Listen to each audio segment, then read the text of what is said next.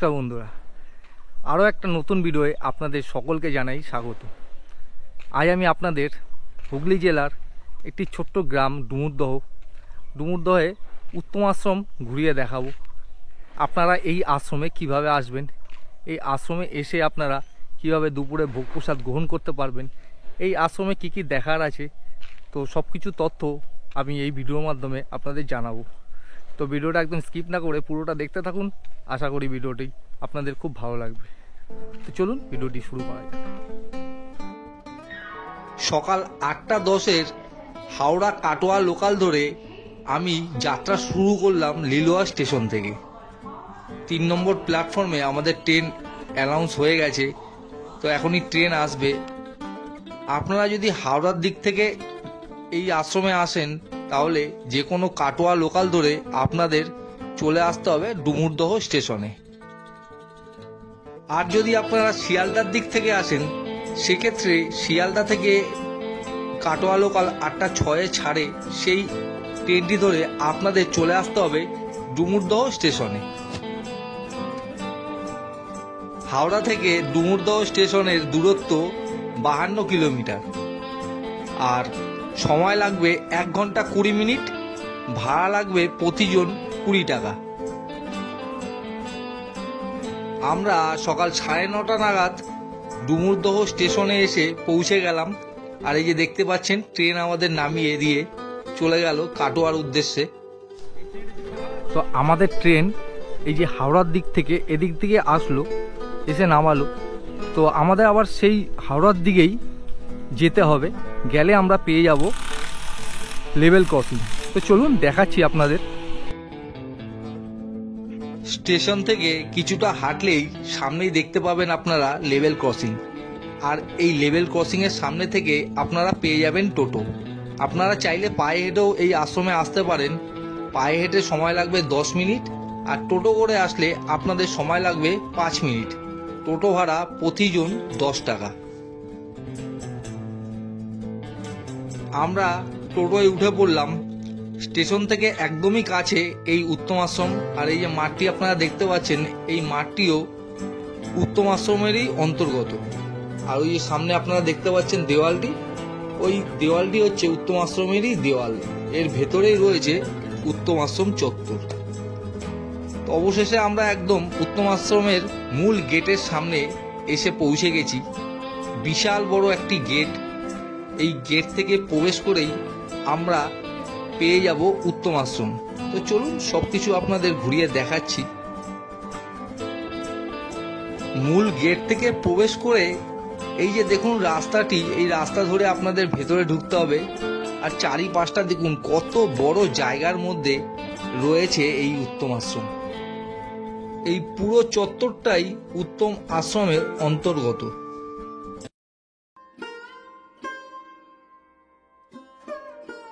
উত্তম আশ্রমের মূল গেট থেকে এই রাস্তা ধরে প্রবেশ করে প্রথমেই ডান দিকে আপনাদের চোখে পড়বে একটি দাতব্য চিকিৎসালয়। এখানে প্রতিদিন ডাক্তার বসেন এবং বিনা পয়সায় রোগীদের সেবা করা হয়। আর এই দাতব্য চিকিৎসালয়ের পাশেই রয়েছে শৌচাগার।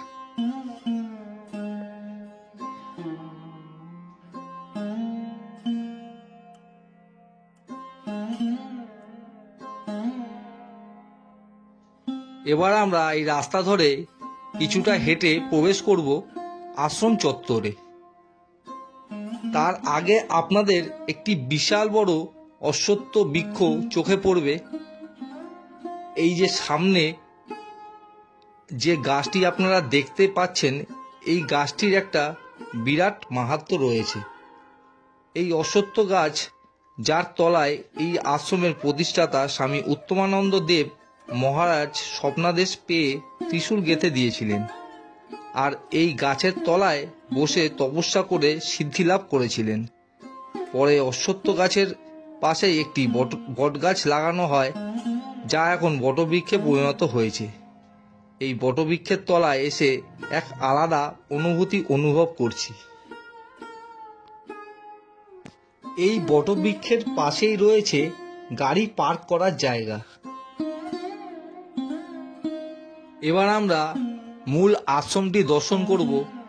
আর এই যে দেখতে পাচ্ছেন পুরো আশ্রম জুড়েই প্যান্ডেল হচ্ছে, কারণ সামনেই রয়েছে গুরু পূর্ণিমা, তারই কিছু অনুষ্ঠান এখানে হবে, তার জন্য প্যান্ডেল করা হচ্ছে। সামনে যে বিল্ডিংটি দেখছেন এটি হলো আশ্রমের প্রধান সেবা উপাসনাগার।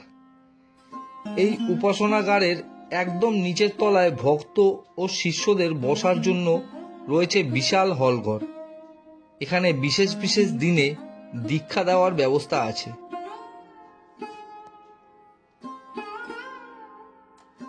এখন এই আশ্রমের মূল দায়িত্বে রয়েছেন এখানকার চতুর্থ গুরুদেব স্বামী অভয়ানন্দ মহারাজ। আপনাদের একটা কথা জানিয়ে রাখি, এই আশ্রমের কোনো ফোন নম্বর দেওয়া হয় না। এই আশ্রমের সৌন্দর্য আপনাদের এখানে এসেই উপভোগ করতে হবে। এই আশ্রম সকাল 5টার সময় খুলে বন্ধ হয় দুপুর 1:30টার সময়, আবার বিকেল 4টের সময় খুলে এই আশ্রম বন্ধ হয় রাত 9টার সময়।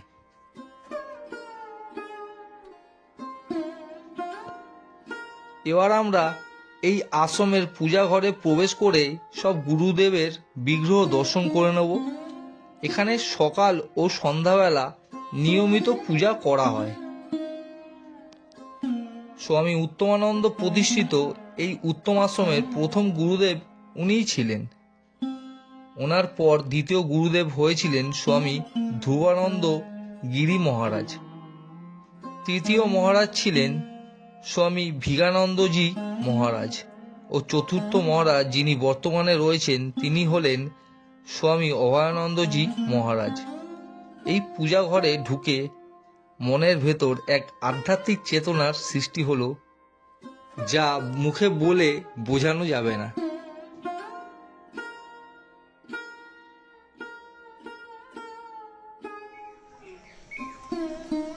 পূজা ঘর থেকে বেরিয়ে আমরা সামনে একটি সুন্দর জায়গায় প্রবেশ করলাম।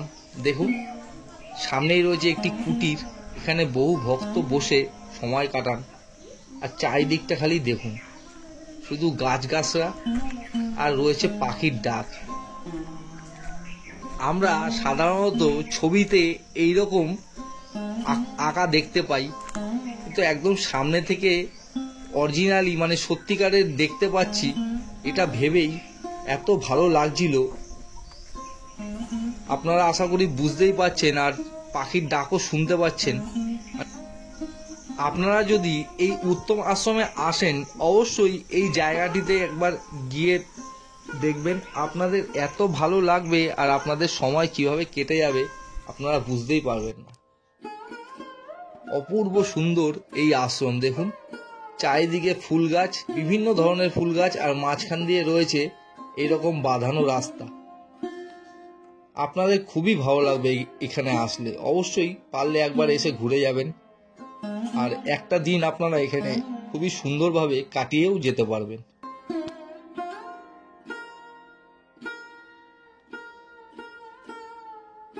এবার আমরা এই আশ্রমের সমাধিস্থলগুলো দর্শন করব। এই যে সামনে দেখতে পাচ্ছেন সমাধি মন্দিরটা, এটা এখন ভেঙে নতুনভাবে তৈরি করা হচ্ছে। এখানে রয়েছে এই আশ্রমের প্রতিষ্ঠাতা স্বামী উত্তমানন্দজি মহারাজের সমাধি মন্দির।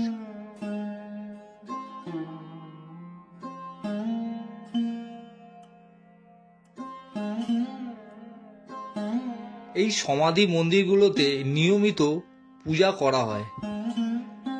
আর এই সমাধি মন্দিরের পাশেই রয়েছে এই আশ্রমের যজ্ঞকুণ্ড।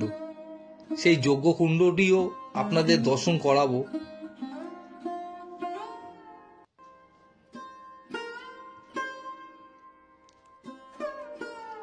এই সমাধি মন্দিরটির পাশেই রয়েছে আরও একটি সমাধি মন্দির। এখানে বিভিন্ন যে গুরুদেবের সমাধি মন্দিরগুলো রয়েছে সব পাশাপাশি রয়েছে, এক এক করে আপনাদের সব দর্শন করাচ্ছি। এখানে কিন্তু প্রতিটি সমাধি মন্দিরেই প্রতিদিন নিয়মিত পুজো করা হয় সকাল ও সন্ধ্যাবেলা।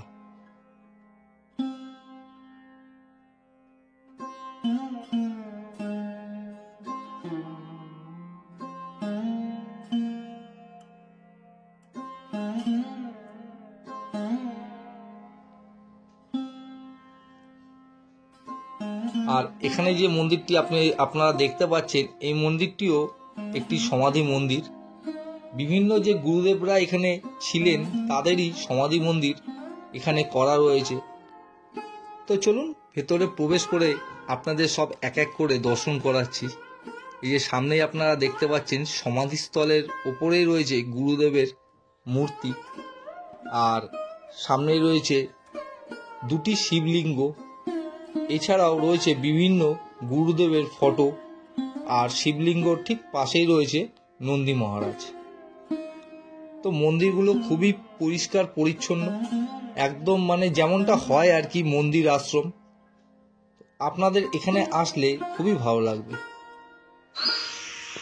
আর এই যে সামনে রয়েছে যজ্ঞকুণ্ড, মানব জাতির কল্যাণে প্রতিদিন এখানে যজ্ঞ করা হয়। তো বন্ধুরা, এই যে আমার পিছনে যে জায়গাটি আপনারা দেখতে পাচ্ছেন, এটি হলো ভাগীরথী নদী। মানে এখান থেকে আগে ভাগীরথী নদী বয়ে যেত, এখন জল শুকিয়ে গেছে, মানে চারিদিকে এখন জঙ্গল হয়ে গেছে। ওইখানটা একটুখানি জল দেখা যাচ্ছে। তো আপনারা এখানে আসলে অবশ্যই এই জায়গাটা আসবেন, একটা ঠান্ডা হাওয়া আপনারা অনুভব করতে পারবেন। আপনারা যদি এই উত্তম আশ্রমে আসেন, অবশ্যই সকাল 9টা থেকে 10টার মধ্যে এসে মহারাজের সাথে কথা বলে দুপুরে ভোগ প্রসাদের ব্যবস্থা করে নেবেন। কারণ এইখানে কোনো ফোন নাম্বার দেওয়া হয় না। আপনারা যদি এখানে ভোগ প্রসাদ গ্রহণ করতে চান দুপুরের, তাহলে এখানে এসেই আপনাদের বুকিং করতে হবে। এখানে নির্দিষ্ট কোনো মূল্য নেই ভোগ প্রসাদের জন্য। মানে প্রসাদ গ্রহণ করে যেটা খুশি হয়ে দেবেন সেটাই দানপাত্রে দান করতে পারেন। তো আপনারা যদি এখানে আসেন, সকাল সকাল আসবেন, তাহলে দুপুরের প্রসাদের ব্যবস্থা হয়ে যাবে। মূল আশ্রমের পিছন দিকে আপনারা এখানকার গোশালাটি দর্শন করতে পারবেন। এই যে দেখুন, বিশাল বড় জায়গার মধ্যে রয়েছে এই গোশালা, আর গোশালাটিও একদম পরিষ্কার পরিচ্ছন্ন। এখানকার গোপিতা গোমাতারা সব মাঠে চড়তে গেছেন, তাই এখন গোশালাটি ফাঁকা লাগছে। আপনাদের সেই গোমাতা আর গোপিতাদেরও দর্শন করাবো, মাঠে রয়েছে তারা। তো আপনারা এই আশ্রমে আসলে গোশালাটি দর্শন করবেন, দেখবেন আপনাদের খুব ভালো লাগবে। এই যে দেখুন, গোপিতা গোমাতারা এখানে চড়ে বেড়াচ্ছেন। আশ্রমেরই জায়গা এটি, এখানে আর কি ছাড়া রয়েছে। আর এই যে সামনে যে ঘরটি আপনারা দেখছেন, এখানেই এই আশ্রমের রন্ধনশালা ও দুপুরের ভোগ এখানেই বিতরণ করা হয়। এই যে দেখতে পাচ্ছেন আপনারা, এই যে বারান্দাটি রয়েছে, দুপুরবেলা এখানেই ভোগ বিতরণ করা হয়। আর এই ঘরের উল্টো দিকেই রয়েছে স্বামী উত্তমানন্দ মহারাজের স্মৃতি মন্দির। এই যে সামনে আপনারা দেখতে পাচ্ছেন, দূর থেকেই আপনাদের দর্শন করাচ্ছি। মানে এখানে কাজ চলছে, তাই ভেতরে প্রবেশ করা বারণ আছে। আপনারা এই আশ্রমে আসলে অবশ্যই এই স্মৃতি মন্দিরটি দর্শন করবেন। এই স্মৃতি মন্দিরে শ্রী শ্রী গোপালজিউ এবং রাধাকৃষ্ণ বিগ্রহ প্রতিষ্ঠিত করা আছে। এখানে প্রতিদিন প্রতিষ্ঠিত বিগ্রহকে ভোগ নিবেদন করা হয়। এই যে সামনে বিগ্রহগুলো আপনারা দেখতেই পাচ্ছেন কত সুন্দর।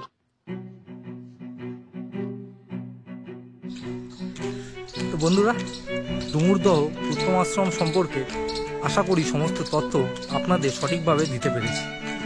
আপনারা এখানে কিভাবে আসবেন, আপনারা এখানে এসে কি কি দেখবেন, এখানে দুপুরে ভোগ প্রসাদের কী ব্যবস্থা আছে, সব কিছু তথ্য আমি এই ভিডিওর মাধ্যমে আপনাদের জানিয়েছি। ভিডিওটা যদি ভালো লাগে অবশ্যই একটি লাইক করবেন, আর চ্যানেলটিকে সাবস্ক্রাইব করে আমার পাশে থাকবেন।